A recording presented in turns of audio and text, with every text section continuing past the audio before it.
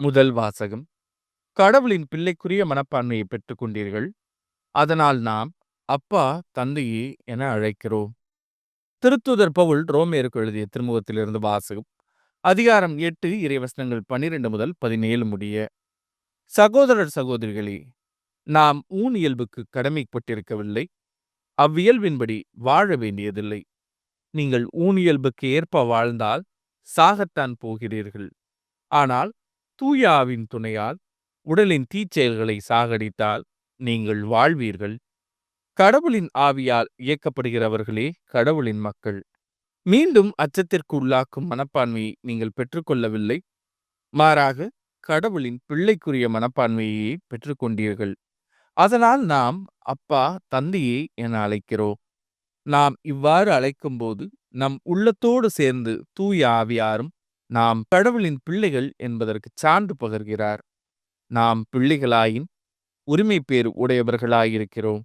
ஆம், நாம் கடவுளிடமிருந்து உரிமை பேறு பெற்றவர்கள், கிறிஸ்துவின் பங்காளிகள். அவருடைய துன்பங்களில் நாம் பங்கு பெற வேண்டும். அப்போதுதான் அவரோடு மாட்சியிலும் பங்கு பெறுவோம். இது ஆண்டவரின் அருள்வாக்கு. இறைவா, உமக்கு நன்றி. பதிலுரை பாடல். ஆண்டவராம் நம் இறைவனே மீட்பளிக்கும் கடவுள். கடவுள் எழுந்தருள்வார், அவருடைய எதிரிகள் சிதறடிக்கப்படுவார்கள். அவரை வெறுப்போர் அவர் முன்னிலை நின்று ஓடிப்போவர். நேர்மையாளரோ மகிழ்ச்சியடைவர், கடவுள் முன்னிலையில் ஆர்ப்பரிப்பர், மகிழ்ந்து கொண்டாடுவர். ஆண்டவராம் நம் இறைவனே மீட்பளிக்கும் கடவுள்.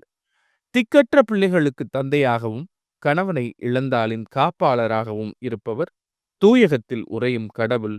தனித்திருப்போருக்கு கடவுள் உறைவிடம் அமைத்து தருகின்றார், சிறைப்பட்டோரை விடுதலை வாழ்வுக்கு அழைத்துச் செல்கின்றார். ஆண்டவராம் நம் இறைவனே மீட்பளிக்கும் கடவுள். ஆண்டவர் போற்றி போற்றி நாளும் நம்மை அவர் தாங்கிக் கொள்கின்றார். இறைவனே நம் மீட்பு. நம் இறைவனே மீட்பளிக்கும் கடவுள். நம் தலைவராகிய ஆண்டவர்தாம் இறப்பினின்று விடுதலை தரவல்லவர். ஆண்டவராம் நம் இறைவனே மீட்பளிக்கும் கடவுள். நற்செய்திக்கு முன் வாழ்த்தொலி. அல்லேலூயா, அல்லேலூயா. ஆண்டவரே, உமது வார்த்தையே உண்மை. உண்மையினால் எங்களை உமக்கு அர்ப்பணமாக்கி அருளும். அல்லேலூயா. நற்செய்தி வாசகம். ஆபிரகாமின் மகளாகிய இவரை இந்த கட்டிலிருந்து ஓய்வு நாளில் விடுவிப்பது முறையில்லையா? லூக்கா எழுதிய தூய நற்செய்தியிலிருந்து வாசகம். அதிகாரம் 13 இறைவசனங்கள் 10 முதல் 17 முடிய. அக்காலத்தில் ஓய்வு நாளில் இயேசு தொழுகை கூடம் ஒன்றில் கற்பித்துக் கொண்டிருந்தார். 18 ஆண்டுகளாக தீய ஆவி பிடித்து உடல் நலம் குன்றிய பெண் ஒருவர் அங்கு இருந்தார். அவர் சிறிதும் நிமிர முடியாதவாறு கூன் விழுந்த நிலையில் இருந்தார். இயேசு அவரை கண்டு அருகே கூப்பிட்டு, அம்மா, உமது நோயிலிருந்து நீர் விடுவிக்கப்பட்டுள்ளீர் என்று கூறி தம் கைகளை அவர் மீது வைத்தார். உடனே அவர் நிமிர்ந்து கடவுளை போற்றி புகழ்ந்தார். இயேசு ஓய்வு நாளில் குணமாக்கியதை கண்ட தொழுகை கூட தலைவர் கோபம் கொண்டு மக்கள் கூட்டத்தினரை பார்த்து, வேலை செய்ய 6 நாள்கள் உண்டே, அந்நாள்களில் வந்து குணம் பெற்றுக் கொள்ளுங்கள், ஓய்வு நாளில் வேண்டாம் என்றார்.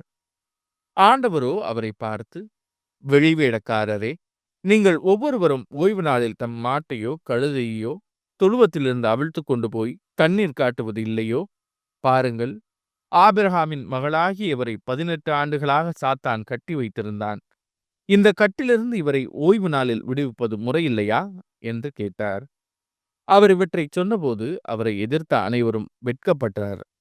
திரண்டிருந்த மக்கள் எல்லாரும் அவர் செய்த மாட்சிக்குரிய செயல்கள் அனைத்தையும் குறித்து மகிழ்ச்சி அடைந்தனர். இது ஆண்டவரின் அருள்வாக்கு. கிறிஸ்துவே, உமக்கு புகழ்.